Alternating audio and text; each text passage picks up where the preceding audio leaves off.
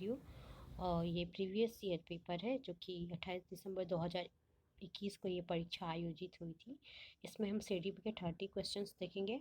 Start करते हैं। पहला क्वेश्चन, निम्न में से कौन सा सिद्धांत यह प्रतिपादित करता है कि विकास जीवन प्रयत्न चलने वाली प्रक्रिया है जिसका अंत नहीं होता है? तो वो ऑप्शन नंबर 4 निरंतरता का जो सिद्धांत है वो बताता है कि विकास जो है ना जीवन प्रयत्न चलने वाला एक कारक है जो कि लाइफ टाइम चलता रहता है, देर बेद तक। और इसका 4 ऑप्शन सही हो जाएगा। नेक्स्ट है क्वेश्चन नंबर 2, बच्चों के बारे में निम्नलिखित में से कौन सा कथन सामाजिक संरचनावादी परिप्रेक्ष्य से सही है? इसका 4th नंबर ऑप्शन जो है सही हो जाएगा। बच्चे क्रियाशील प्राणी होते हैं जो अपने सामाजिक सांस्कृतिक संदर्भों में काम और अंतःक्रिया करके ज्ञान का सृजन करते हैं, ऐसा जीन पियाजे जी ने कहा है बच्चों के बारे में। तो ये 4th वाला जो ऑप्शन है वो सही हो जाएगा। नेक्स्ट 3 नंबर क्वेश्चन है, खेलते समय बच्चों का एक समूह एक आधुनिक और लोकप्रिय फिल्म के दृश्यों का अभिनय करता है। यह स्थिति दर्शाती है कि ऑप्शन नंबर 2 मीडिया जो है सामाजिकरण का एक प्रमुख संस्थान है, क्योंकि यहाँ पे मीडिया के बारे में बात किया गया है। जैसे फिल्म की बात की गई है।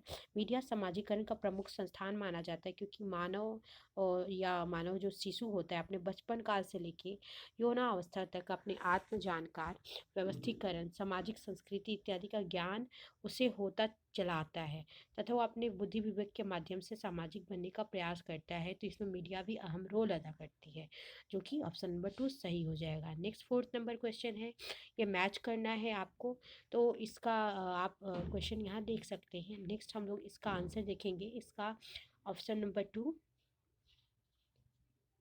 ऑप्शन नंबर 2 जो है, ए का 2, बी का 4, सी का 1, डी का 4, ये सही हो जाएगा। इसको हम थोड़ा एक्सप्लेन करते हैं। यहाँ पे बताया गया है औपचारिक संक्रियात्मक अवस्था। इसमें जो है ना परिकल्पनात्मक तर्क एवं अमूर्त सोच का प्रारंभ होना शुरू हो जाता है। तो ए का दूसरा सही हो जाएगा। औपचारिक संक्रियात्मक अवस्था में ऐसा होता है। और नेक्स्ट है दूसरी पूर्व संक्रियात्मक अवस्था, जिसमें प्रतीकों की सोच होती है परंतु संरक्षण का ज्ञान नहीं होता। तो ऑप्शन नंबर 4 इसका सही आंसर हो जाएगा। थर्ड है मूर्त संक्रियात्मक अवस्था। इसमें जो है ना तर्कपूर्ण चिंतन, संरक्षण का योग्यता, ये सभी आ जाता है। तो इसका सही आंसर हो जाएगा ऑप्शन नंबर फर्स्ट। नेक्स्ट है 4th नंबर संवेदी संक्रियात्मक अवस्था। इसमें जो है ना वस्तुओं की स्थिरता की समझ आरंभ हो जाती है, ऐसा जीन पियाजे जी के अनुसार ये सभी बताए गए हैं। तो ऑप्शन सारा ऑप्शन नंबर जो 2 है जो कि यहाँ पे मैच किया हुआ था वो सही आंसर हो जाएगा। नेक्स्ट हम लोग भरेंगे 5th नंबर क्वेश्चन की ओर। 5th में है, जीन पियाजे के अनुसार सीखने के लिए निम्नलिखित में से क्या आवश्यक है? जीन पियाजे द्वारा सक्रिय खोजबीन जो है सीखने के लिए ज़्यादा आवश्यक है। पियाजे ने सीखने के संदर्भ में कहा है कि सीखना कोई यांत्रिक क्रिया नहीं बल्कि बौद्धिक क्रिया है, अर्थात एक संप्रत्यय निर्माण की प्रक्रिया है।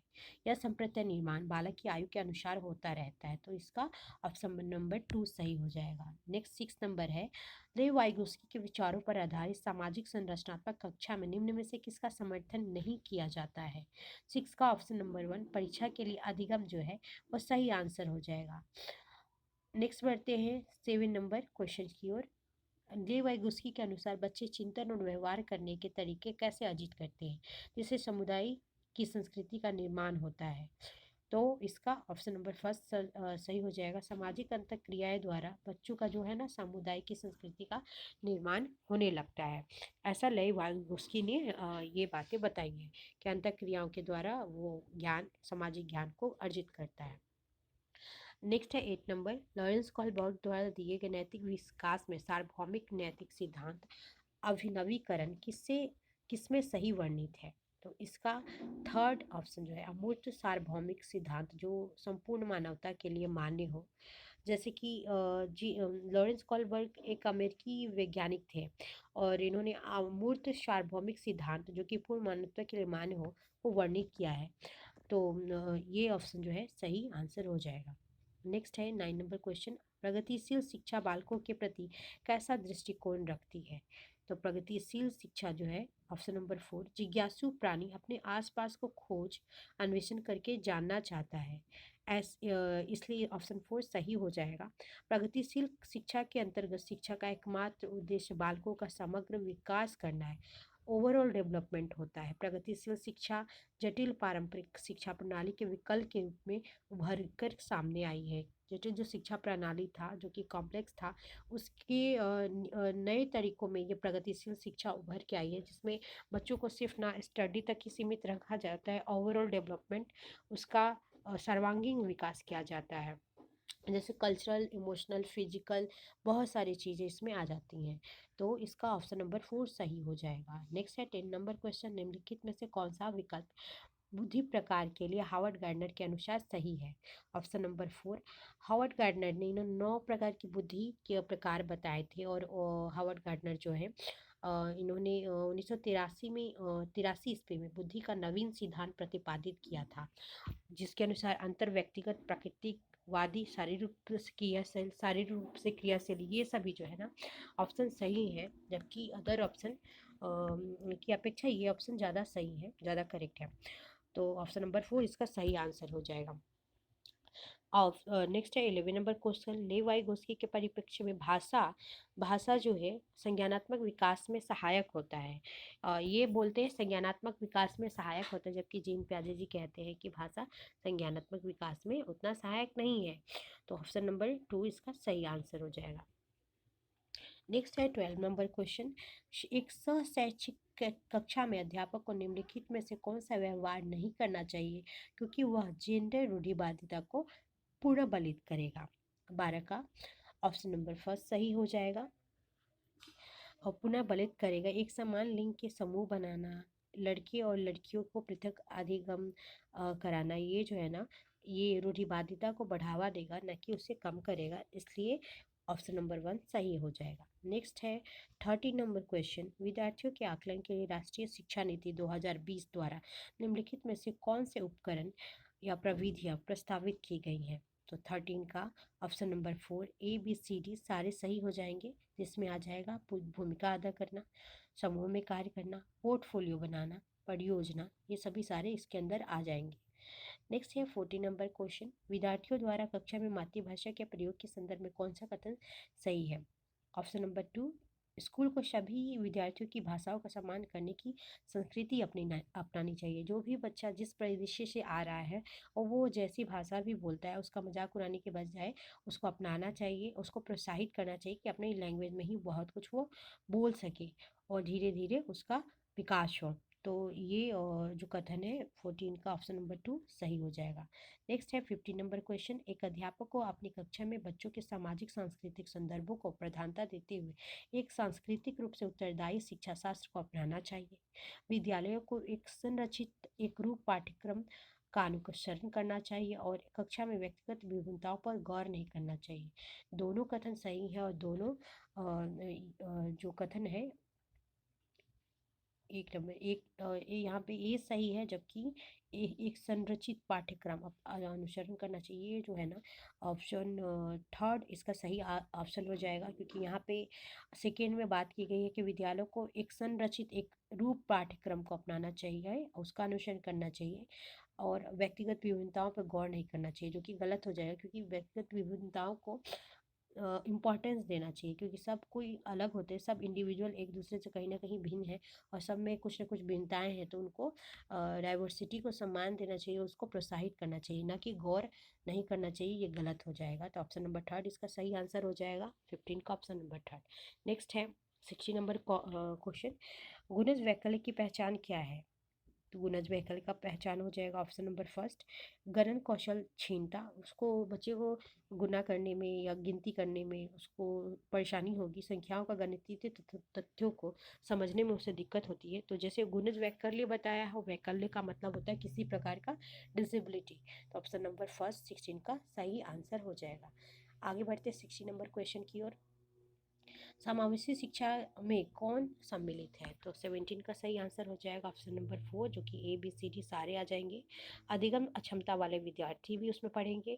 प्रतिभाशाली विद्यार्थी, दृष्टिबाधित विद्यार्थी, वह बच्चे जो ऐसे सुविधाएं से हैं जो हाशिए पर है। तो समावेशी शिक्षा का यही इंपॉर्टेंस होता है कि उसमें सब सारी कैटेगरी के बच्चे एक साथ एक छत के नीचे बैठ के समान शिक्षा को ग्रहण करते हैं। तो ऑप्शन नंबर 4 इसका सही आंसर हो जाएगा। 18 नंबर क्वेश्चन है, एक शिक्षिका को विद्यार्थी के किस व्यवहार से यह इंगित होगा कि वह दृष्टिबाधित है?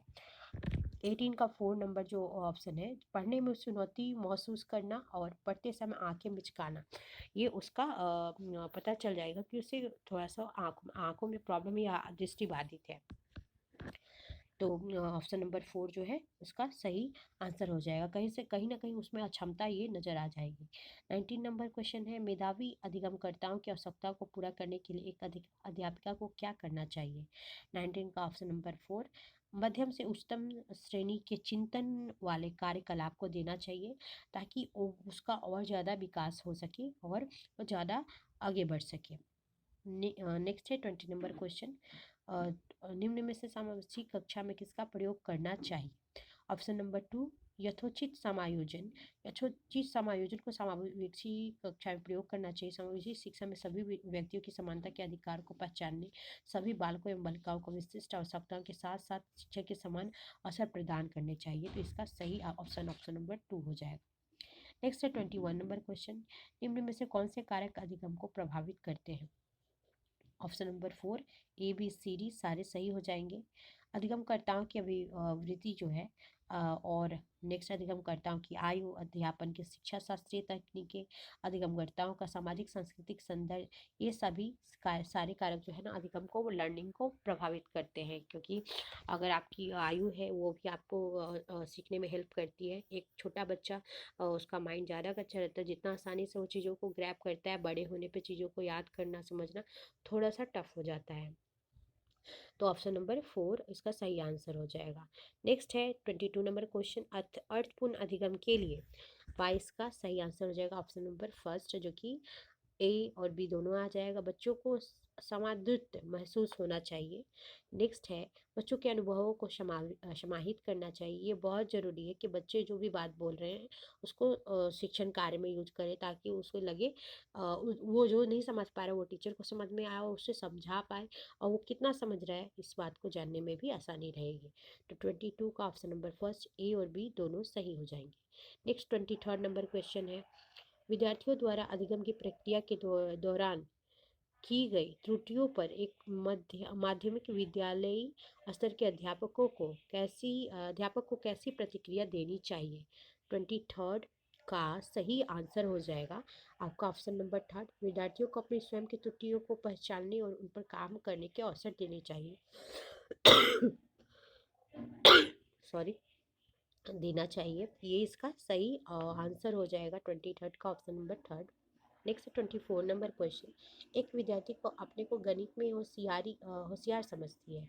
एक बच्ची है जो अपने आप को, एक विद्यार्थी है जो अपने आप को गणित में होशियार समझती है। परीक्षा में कम अंकों के लिए अपने परिश्रम न करने को जिम्मेदार मानती है। उसने यह तर्क क्या दर्शाता है? उसका जो यह तर्क है ये क्या दर्शाता है? उसका यह तर्क दर्शाता है कि नियंत्रण का आंतरिक केंद्र।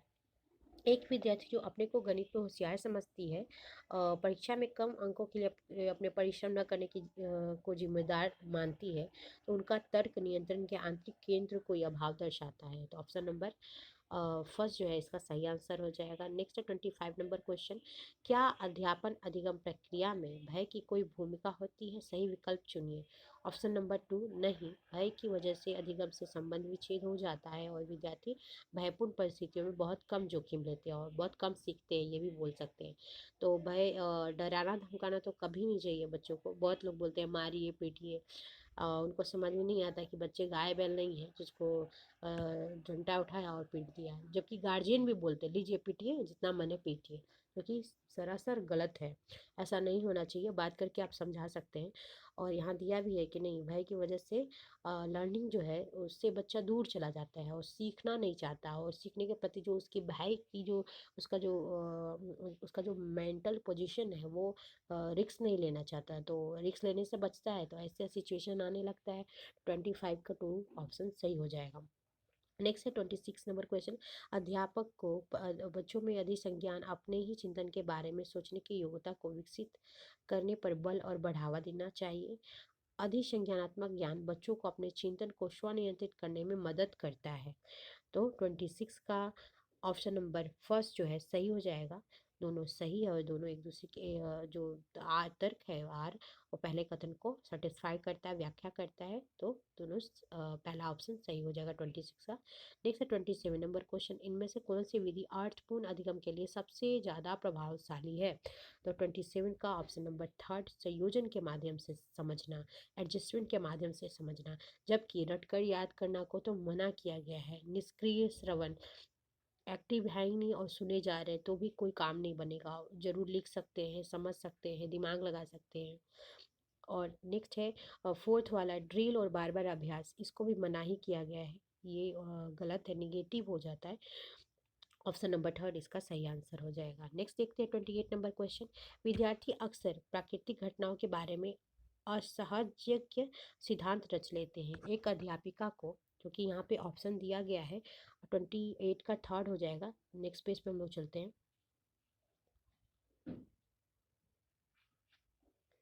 एक अध्यापिका को, ऑप्शन नंबर थर्ड यहाँ दिया गया है, विद्यार्थियों को ऐसी पूर्व अवधारणाएं साझा करने के लिए प्रोत्साहित करना चाहिए और अध्यापन अधिगम शिक्षण शास्त्र को उनके अनुरूप बनाना चाहिए।